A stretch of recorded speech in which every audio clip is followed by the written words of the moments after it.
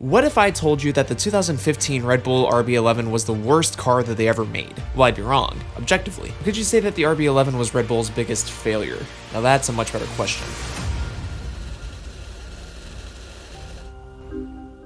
Only managing to accumulate a total of 3 podiums over the course of the entire 2015 season, this would be Red Bull's first winless season since 2008. Not quite as bad as Williams' story in 2020, but Williams hadn't won in over 20 years when they showed up to the grid with the FW43 and Nicholas Latifi. Red Bull was hot off of winning 4 back-to-back constructors and drivers championships, and then the regulations changed going into 2014, and suddenly there's a new player in town. But the RB10 in 2014 wasn't that bad. I mean, don't get me wrong, it was definitely terrible relative to the results that they're used to bringing in. Let's not forget that Red Bull had won the last 9 races of 2013, but in 2014 they won 3 races and also had 12 podiums. The RB10 was just very underpowered while also being very unreliable, despite the chassis itself and the car itself being really good. So how did an already bad situation get even worse after the first year of the new regulations? Shouldn't Red Bull have gotten better in 2015, not worse? How did they go backwards? We can summarize Red Bull's woes from 2014 basically all the way to 2020 in one word: Renault. Stop getting mad. Now, Ferrari weren't doing great either, but Renault had previously dominated, as we all know, the V8 era with Red Bull, and expectations, not just from Red Bull, who were hot off of winning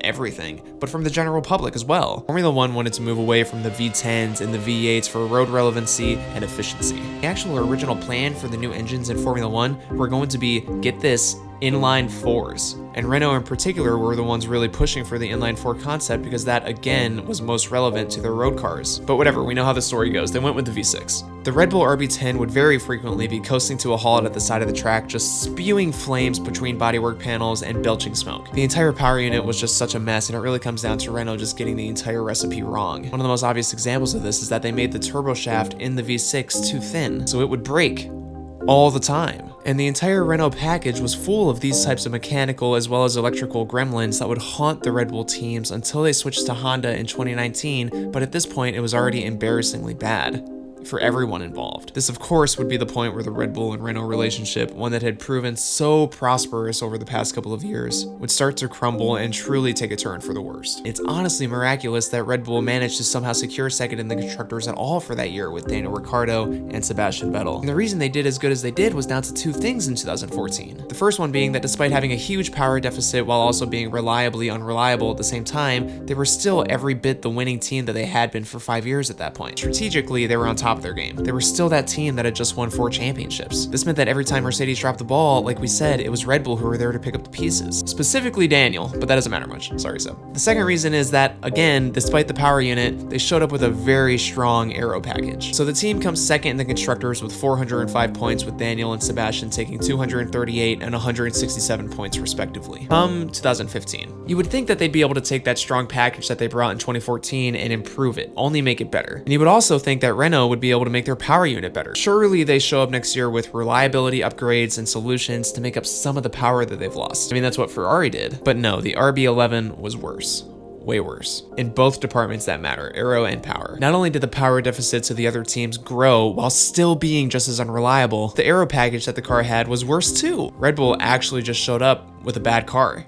that still had a bad engine. Well, following the seismic changes that went into effect for 2014, the RB11 for 2015 was born under relatively stable rules. Most of the changes going into the new season had to do with the sporting regulations, things like point systems and engine penalties, and not the actual designs of the cars themselves. But there were still some subtle, nonetheless impactful changes that went into effect for the new season. These changes would mainly affect the design of the noses of the cars, as well as some suspension rule clarification, but nothing insane. It makes sense why they want to change the regulations around the noses. I mean, look at these. It's, anyways, no more phallic noses. There's also a small change regarding the floors, more specifically the now mandatory use of titanium skid blocks. You see, Formula 1 wanted to bring the sparks back for the show, and the way that they did that was to replace the skid blocks, which are there to protect the floor and the floor plank, with a much less dense while also lighter than what they had been using metal, titanium. Because titanium makes sparks, and sparks make for a good show. So the FIA told the teams, you have to use titanium, and this was bad for Red Bull. The reason it hurt them so much was because it meant that they couldn't run the car as low as they wanted to with their high rake philosophy. Rake philosophy,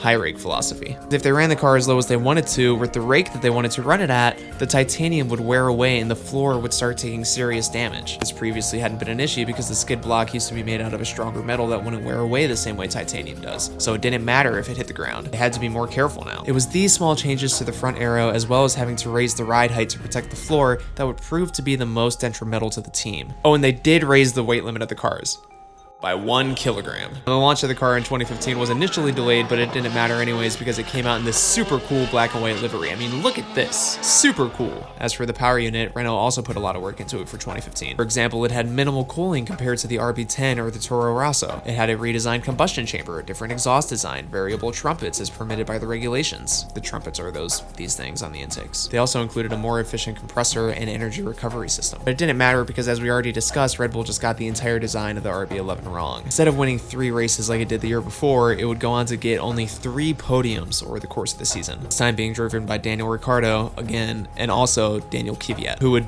beat Daniel in 2015? Seb left the team for spaghetti. The RB11 was non-compliant, unpredictable, and unstable. Not to mention all those changes that Renault made to the power unit would do fuck all for reliability and performance. Not only did they not make up any of their power deficit, they would lose ground to another Mercedes customer team, Williams, and also to Ferrari, who at this point had not only outdeveloped Red Bull in aero, but they also outdeveloped Renault in the engine department. The Renault power unit would only get marginally better over the next couple of seasons. It would stay unreliable and would never even get close to Mercedes or Ferrari, especially in 2017 and 2018 when Ferrari really hit their stride. Our Red Bull, on the other hand, would manage to cut their losses with the RB11, learn from their mistakes, and get back up to the front of the grid in just 4 years' time. They did such a good job turning their aero around after 2015 that in the low power dependent circuits like Monaco, they would be fighting for wins just next year in 2016. A few years later, and as anyone who watched the first season of Drive to Survive will be able to tell you, Red Bull and Renault get a divorce. Splitsville. Renault was never able to completely claw back that power deficit, but come the end of the decade, and they were pretty solid. The package that they brought during the turbo hybrid era was never going to get them back in championship winning form like how it was in the V8 days. It would only at best ever be good enough, which just wasn't good enough for a team like Red Bull, leaving the RB11 as, in my opinion, Red Bull's biggest flop.